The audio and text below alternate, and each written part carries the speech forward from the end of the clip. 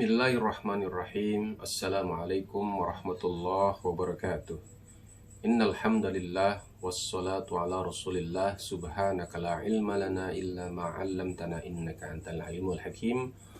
Allahumma aghdina bil ilmi wa zaina bil hilmi wa akrimna bit taqwa wa jammilna bil afiyah wa ba'd. Tema kita pada kesempatan kali ini adalah membersihkan diri dari transaksi ribawi. Sahabat muslim yang dirahmati Allah, ada 4 perkara yang mestinya akan kita pertanggungjawabkan di hari perhitungan kelak. 4 perkara ini adalah tentang umur kita, yang kedua tentang ilmu kita, yang ketiga tentang harta kita, dan yang keempat adalah tentang seluruh tubuh kita. Rasulullah SAW bersabda, La tazulu qadama abdin hatta yus'ala an arba' an umrihi fima afnahu wa an ilmihi fima fa'ala bihi wa an malihi min aina iktasabahu wa fima anfaqahu wa an jasadihi fima ablahu. Jadi salah satu perkara dari 4 yang tadi adalah tentang harta. Tidak akan bergeser kaki seorang hamba sebelum ditanya 4 perkara. Salah satunya adalah tentang harta kita. Dari mana kita mendapatkan harta kita dan untuk apa kita gunakan harta yang kita sudah dapatkan tersebut. Nah, sahabat muslim, bagi kita yang tentunya mengimani akan adanya perhitungan nanti, berekonomi secara syariah atau berbisnis secara syariah tentunya menjadi konsekuensi logis dari keberimanan kita, konsekuensi logis dari keberislaman kita. Banyak ayat yang mengaitkan konsep iman dengan bagaimana cara kita bertransaksi, bagaimana cara kita berbisnis. Nah, pertanyaannya adalah mahwal iman, apa itu iman? Al-iman huwa tasdikun bil qalbi, qaulun bil lisani, wa amalun bil arkan, atau wa amalun bil jawarih. Jadi iman itu 3 unsur, 1 paket. Tidak bisa dipisah-pisahkan. Apa saja? Keyakinan dalam hati, kemudian bagaimana kita cara berucap, termasuk juga bagaimana kita berlaku dalam kehidupan kita sehari-hari. Jadi antara hati, ucapan, dan perbuatan itu menjadi 1 unsur, ya, 1 paket 3 unsur dan tidak bisa dipisah-pisahkan. Salah satu ayat yang mengaitkan konsep iman dengan cara kita bertransaksi, cara kita berbisnis adalah dalam surat Al-Baqarah ayat 278 sampai 279. Kedua ayat ini menegaskan akan haramnya transaksi ribawi. A'udzubillahi minasyaitonirrajim. Bismillahirrahmanirrahim. Ya ayyuhalladzina amanu taqullaha wa dharu ma baqiya minar riba in kuntum mu'minin. Fa in lam taf'alu fa'dhanu biharbin minallahi wa rasulih.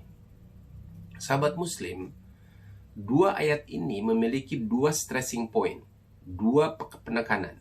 Pertama, ayat 278 mengatakan atau ada redaksi yang mengatakan 2 iman, 2 kata iman. Itu penekanan pertama. Penekanan yang kedua, di ayat sesudahnya yaitu 279, barang siapa yang masih melakukan transaksi riba, maka Allah dan Rasulnya akan memeranginya. Baik, ayat 278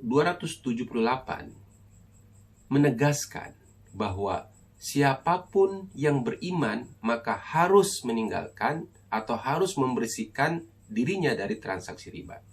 Ya ayyuhalladzina amanu ittaqullaha wa dharu ma baqiya minar riba in kuntum mu'minun. In kuntum mu'minin. Jadi wahai orang yang beriman, bertakwalah dan tinggalkanlah seluruh sisa riba jika betul kamu adalah orang yang beriman. Jadi di situ ada penekanan. Jika betul engkau adalah orang yang beriman.